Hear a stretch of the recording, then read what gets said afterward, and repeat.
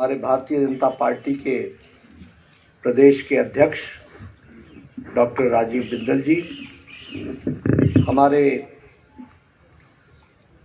प्रतिपक्ष के नेता पूर्व में मुख्यमंत्री रहे सम्माननीय जयराम ठाकुर जी, हमारे प्रदेश के प्रभारी और मेरे वरिष्ठ साथी और मथुरा से विधायक पूर्व मंत्री सम्माननीय श्रीकांत शर्मा जी, हमारे प्रदेश के सह प्रभारी और मेरे वरिष्ठ साथी संजय टंडन जी, राज्यसभा में मेरे साथी सम्माननीय सिकंदर जी, हमारे विधायक नैना देवी श्री रणधीर शर्मा जी, हमारे झंडूता के विधायक श्री जीतराम कटवाल जी, पूर्व मंत्री राजेंद्र गर्ग जी, पूर्व सांसद और मेरे साथी और कोर कमेटी के सदस्य श्री सुरेश चंदेल जी, पूर्व में अध्यक्ष रहे, कृष्णलाल चंदेल जी, हमारे नवनिर्वाचित प्रदेश जिला के अध्यक्ष, स्वतंत्र सांख्यान जी, पूर्व अध्यक्ष,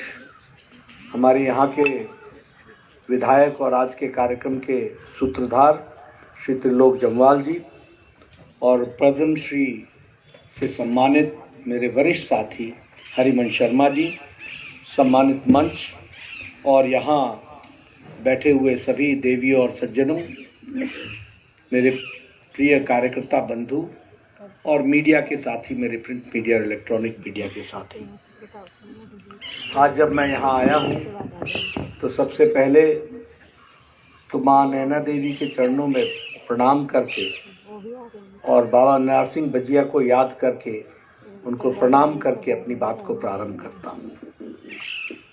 मित्रों, हम सब लोग जानते हैं कि आज जब आप दिल्ली की जीत पर मेरे यहाँ के कार्यक्रम में आने पर आपने गर्मजोशी से स्वागत किया है, लेकिन सबसे पहले मैं भारत सरकार को और प्रधानमंत्री मोदी जी को विशेष करके धन्यवाद देना चाहता हूँ कि उन्होंने हिमाचल जैसे छोटे राज्य और उसमें भी एक बिलासपुर जैसे छोटे जिला से उन्होंने हमारे हरिमन भाई को पद्मश्री से सम्मानित किया।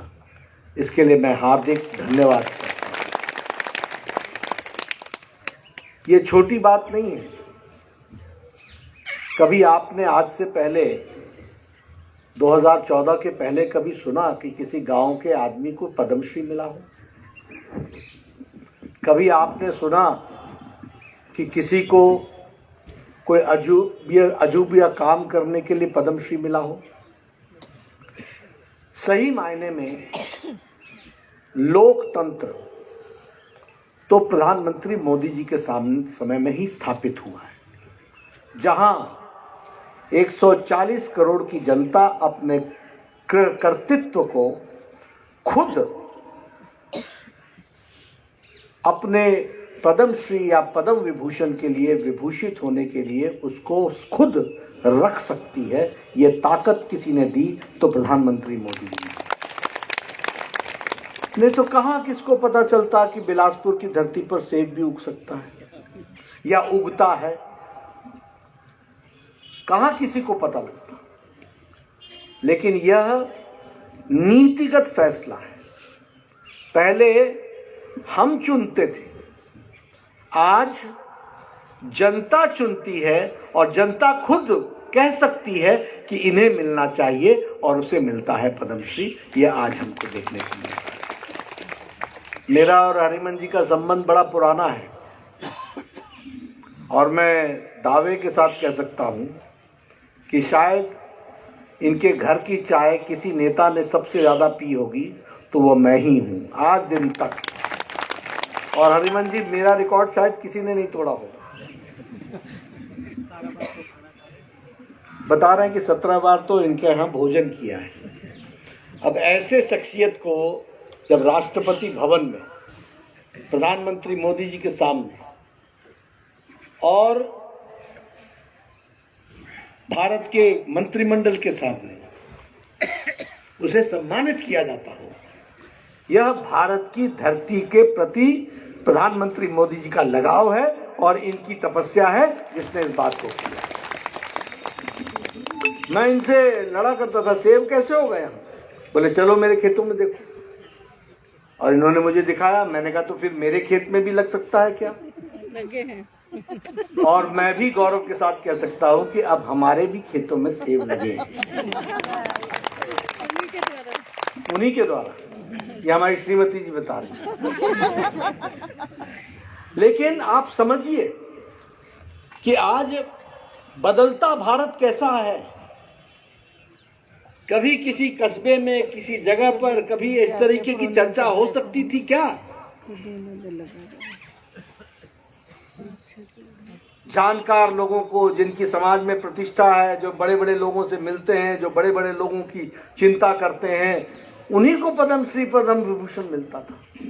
लेकिन आज, और मैं इस पर इसलिए बोल रहा हूं कि आप सब लोग और मीडिया के लोगों से मैं विशेष करके कहूंगा कि आप जब इस बार का राष्ट्रपति के अशोका हॉल में जब पद्मश्री की का राष्ट्रपति द्वारा दिया जा रहा हो, तो आपने देखना कि किस तरीके से पद्मश्री मिलने वाले लोग वो हैं, वो राष्ट्रपति में भवन में पहुंचते हैं और अशोका हॉल में पहुंचते हैं, जिनके पांव में चप्पल तक नहीं होती, लेकिन वो गांव को रिप्रेजेंट करते हैं। वो भारत के हमारे आदिवासी भाइयों को रिप्रेजेंट करते हैं। कला की दृष्टि से उनका योगदान होता है। साधारण कारीगर किस तरीके से उसने देश के अपनी जो विरासत में हम सबको जो कला मिली है उसको उन्होंने स्थापित किया है। उन लोगों को आज पद्मश्री और पद्म विभूषण से विभूषित किया जाता है। ये बदलता भारत है। और